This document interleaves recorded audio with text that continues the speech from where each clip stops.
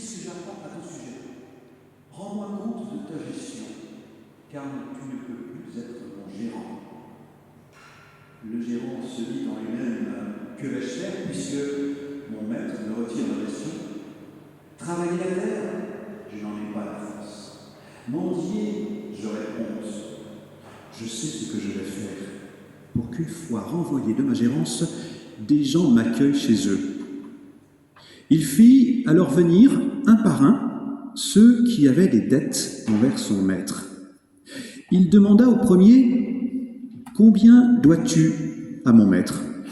Il répondit, « 100 barils d'huile. » Le gérant lui dit, « Alors, voici ton reçu, assieds-toi et écris 50. » Puis il demanda à un autre, « Et toi, combien dois-tu » Il répondit, 100 sacs de blé. Le gérant lui dit, « Voici ton reçu, écrit 80. » Le maître fit l'éloge de ce gérant malhonnête, car il avait agi avec habileté. En effet, les fils de ce monde sont plus habiles entre eux que les fils de la lumière.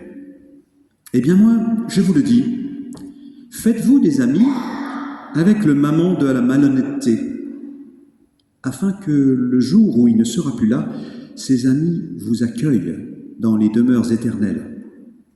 Celui qui est digne de confiance dans la moindre chose est digne de confiance aussi dans une grande. Celui qui est malhonnête dans les moindres choses est malhonnête aussi dans une grande. Si donc vous n'avez pas été digne de confiance pour le mammon malhonnête, qui vous confiera le bien véritable? Et si, pour ce qui est à autrui, vous n'avez pas été digne de confiance, ce qui vous revient, qui vous le donnera? Aucun serviteur ne peut servir de maître.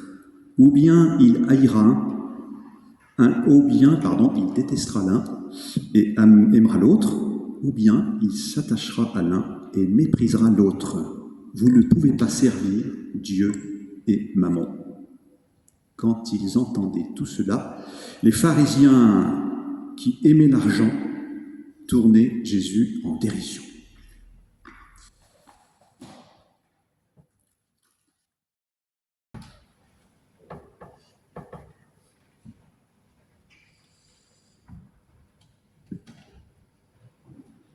Dans cet enseignement de Jésus, il y a un mot qui revient comme un leitmotiv, c'est le mot confiance. En effet, Jésus pose la question des valeurs qui sont dignes de confiance.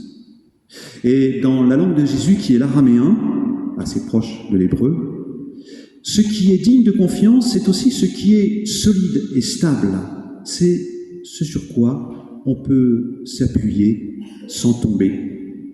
Alors, ça me fait penser à une autre parabole de Luc, au chapitre 16, où Jésus oppose la maison qui est bâtie sur le roc et la maison qui est bâtie sur le sable, en soulignant que la première résistera aux intempéries et aux tempêtes, alors que la seconde, bâtie sur le sable, va s'effondrer à la première bourrasque un peu violente.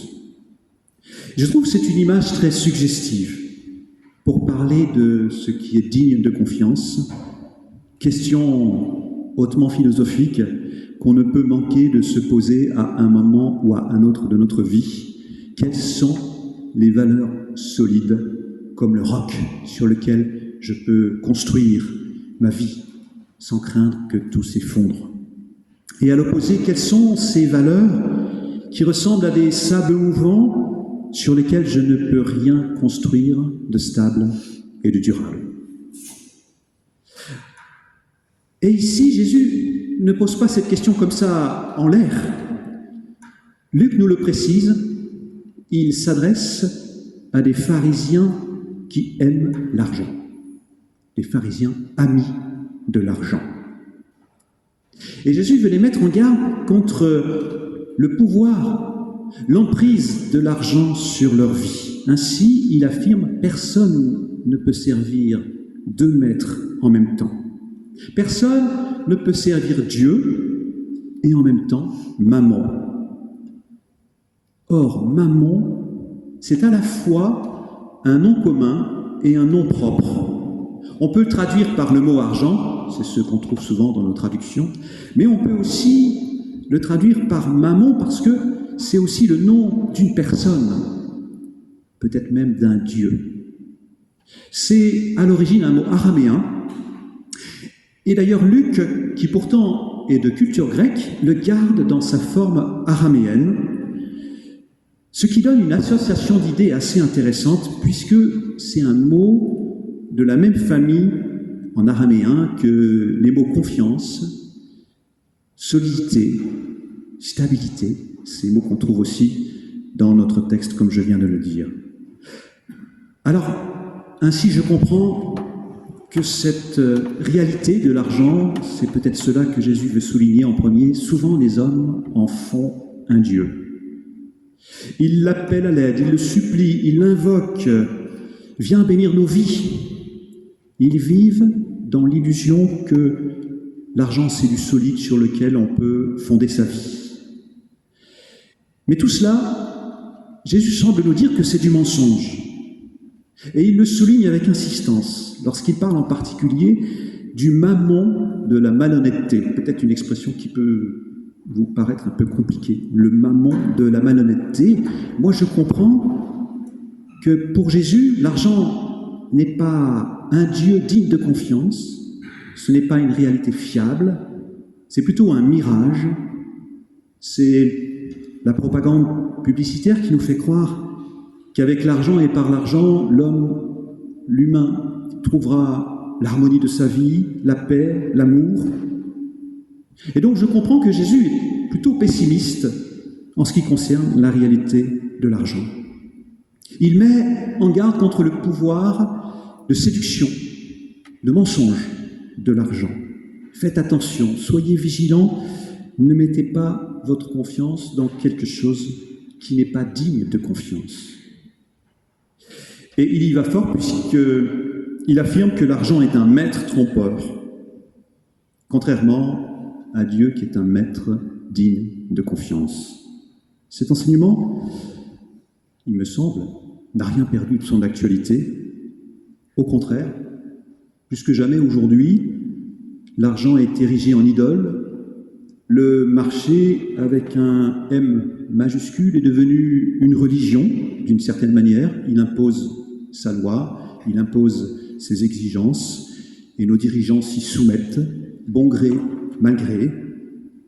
Ainsi, la dette est devenue la priorité de nos gouvernants, et l'écologie passe après.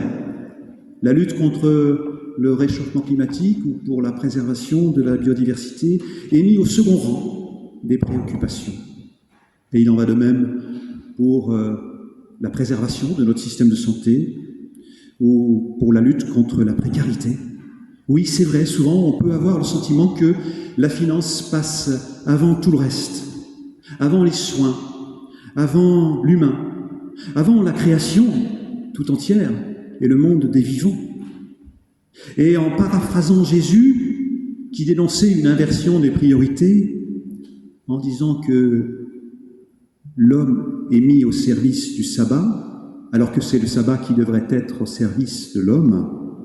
En paraphrasant, on pourrait dire que l'homme, aujourd'hui, est aussi au service de la finance, alors que c'est la finance qui devrait être au service de l'humain et de la création tout entière. Bon, oui, cela étant dit, qu'allons-nous faire? Est-ce que nous allons nous retirer du monde? Vivre comme des moines cloîtrés, en ne participant plus d'aucune manière à des échanges d'argent, en ne touchant plus, en ne manipulant plus de l'argent, en renonçant à avoir un compte en banque, une carte bleue, en n'achetant plus, en ne vendant plus? Bien évidemment, ce n'est pas possible. Même les moines contemplatifs, d'une manière ou d'une autre, sont pris dans des échanges d'argent, si ce n'est pas eux directement, en tout cas les frères de la communauté qui sont responsables de la gestion financière et l'intendance. Donc, se retirer du monde, c'est guère possible. Ou peut-être encore créer un système alternatif où on remplace l'argent par d'autres échanges, des échanges qui se font par le troc ou avec une autre unité de mesure. C'est ce que certains préconisent. Et alors Jésus, que conseille-t-il ? Eh bien, il me semble qu'à ce titre, la parabole du gérant habile est intéressante. Elle nous suggère de dépenser l'argent sans compter. Ce n'est pas tellement un conseil à donner. Ce n'est pas le conseil que je donnerais spontanément à mes enfants, en tout cas. Alors, arrêtons-nous un peu sur cette parabole. Cette parabole, quand même, qui est étonnante. Alors, au début, le commencement de l'histoire, tout semble tout à fait ordinaire et normal. Un propriétaire de biens demande des comptes à son gérant parce qu'il découvre que celui-ci dilapide son bien n'importe comment et il lui annonce qu'il va le licencier. Jusque-là, rien de plus logique. Ensuite, première surprise, la réaction du gérant. On s'attendrait à ce qu'il essaie de se justifier, ou bien qu'il essaie de rendre à son maître l'argent qui a été dilapidé, ou enfin qu'il se résigne à être licencié parce qu'il ne peut pas corriger ses erreurs de gestion. Et au lieu de cela, que fait-il ? Il aggrave son cas. Il continue à dilapider l'argent de son patron en décidant de remettre une partie de la dette au débiteur de son patron, comme ça, de sa propre autorité. Et puis la seconde surprise dans cette histoire, qui est plus déroutante encore, c'est la réaction du patron. Logiquement, il aurait dû mettre à la porte le gérant. Et peut-être même l'amener devant les tribunaux, parce qu'il avait aggravé sa faute. Et au lieu de cela, que fait-il ? Le patron félicite son gérant. Il rend hommage à son habileté. Oui, la chute de cette histoire est un peu surprenante quand même. Pourquoi ce changement d'attitude de la part du patron ? Pourquoi ce revirement de position ? Eh bien, parce que je crois que c'est là que Jésus veut nous emmener. C'est à ce même changement, à ce même revirement qui nous appelle, à ce même changement de logique. Alors je retire de cette parabole plusieurs enseignements. Premièrement, je crois que Jésus n'établit pas de séparation entre deux domaines distincts. D'un côté, il y aurait le monde spirituel et puis de l'autre, le monde temporel, sans aucun lien entre les deux. On ne peut pas d'un côté vivre sa foi et de l'autre gérer ses affaires comme s'il n'y avait pas de rapport. Et c'est, je crois, pour cela qu'il nous propose cette parabole qui met en scène un gérant d'entreprise. Et ce faisant, Jésus établit un lien, une communication entre foi et finance. Il fait se rencontrer ces deux mondes. Plus précisément, il fait pénétrer le monde de la gratuité et de la grâce dans le monde de la comptabilité et du profit. Alors, il ne s'agit pas de se couper de ce système dans lequel nous sommes, ce qui est d'ailleurs illusoire. Il s'agit plutôt d'entrer dans le système et de le subvertir de l'intérieur. Et puis deuxièmement, et c'est en corrélation avec ce que je viens de dire, Jésus ne nous invite pas à bouder l'argent ou à essayer de vivre sans argent, ce qui n'est d'ailleurs pas possible. Au contraire, j'entends là comme un appel à dépenser l'argent sans compter. Et j'en arrive à ma troisième remarque, peut-être la plus importante. Le gérant, comme je le disais, est félicité alors qu'il a dilapidé le bien de son maître, mais il ne l'a pas dilapidé pour n'importe quoi. Il l'a dilapidé pour quelque chose de tout à fait important. Oui, il l'a dépensé pour développer des relations d'amitié. Alors bien sûr, je ne parle pas de ces situations où l'attrait de l'argent peut susciter des relations éphémères qui ne durent que le temps de profiter de la richesse d'autrui. Là, je parle de la véritable amitié, de l'affection mutuelle, de l'engagement l'un pour l'autre, de la fidélité dans cet engagement pour autrui, au-delà des épreuves et au-delà des aléas de la vie. Eh bien oui, il faut utiliser l'argent, aussi injuste soit-il, et même il faut dépenser abondamment. On peut, si c'est au profit de l'amitié. Alors oui, c'est, comme je le disais, c'est bien une subversion de l'intérieur que propose Jésus, plutôt que de boycotter l'argent et le monde économique, entrer dedans pour changer les règles du jeu. Alors que la logique du business, c'est de récolter des profits, d'accumuler toujours plus de richesses, ici tout est inversé, puisque le gérant, au lieu d'accumuler, dilapide, au lieu d'augmenter le capital de son patron en faisant de bons placements, il dépense sans réserve.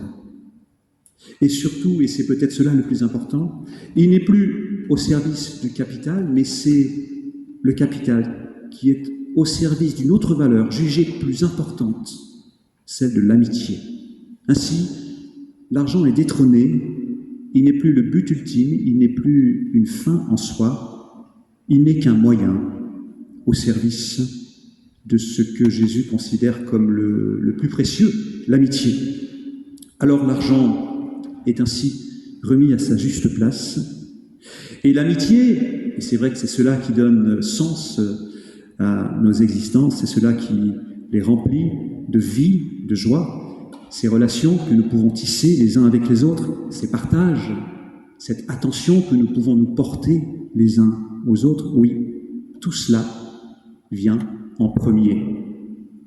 Alors c'est peut-être un enseignement qu'il est urgent d'entendre à nouveau, alors que le monde des finances est déconnecté de l'économie réelle, alors que l'argent est utilisé à d'autres fins que la production de biens et de services. Oui, n'est-il pas important de remettre la personne au centre du système, la personne, sa dignité, ses relations, son besoin d'aimer, d'être aimé? Il est important d'introduire de la gratuité dans ce monde où tout est calculé. Gratuité, c'est le sens même du mot grâce. Il est important de sortir de la logique comptable en allant comme le gérant de notre parabole jusqu'à la remise de dette. Mais bon, vous allez me dire, c'est facile à dire, c'est facile de parler ainsi, surtout quand on n'est pas directement impliqué dans le monde de l'entreprise, dans le monde des affaires. Oui, moi qui suis pasteur, c'est vrai que vous pourriez penser que c'est facile de parler ainsi. Mais pour les personnes qui travaillent dans le monde de l'économie, dans les échanges, alors c'est pour cela que j'ai parlé en nous. Parce que c'est trop facile de remettre en question seulement ceux dont le métier est justement dans la gestion ou dans la finance. Parce qu'en réalité, je crois, nous sommes tous concernés par cette parabole. C'est à nous tous d'oser vivre un peu plus de cette utopie. Oui, car il s'agit bien d'une utopie. On ne peut pas l'appliquer telle qu'elle aujourd'hui dans tous les domaines de la vie économique, mais voilà, elle est un horizon vers lequel nous pouvons tendre. Mettre de la gratuité dans tous nos échanges. Dépenser sans compter dès qu'il s'agit d'amitié, de solidarité. Apprendre la joie du don sans retour, de la générosité. Sortir d'une logique comptable où seul le travail mériterait salaire. Remettre l'argent à sa place, tout simplement, en le considérant comme moyen et non pas comme une fin. Car, oui, je le crois, Dieu est bien plus grand que tout l'argent du monde. Et l'amitié vaut tellement plus que la richesse matérielle. Alors, contrairement à l'argent, qui n'est que sable mouvant se dérobant sous nos pas, Dieu et l'amitié, si j'en crois ce texte, c'est un roc sur lequel on peut construire une vie digne d'être vécue et partagée. Qu'il en soit ainsi pour chacun. Amen.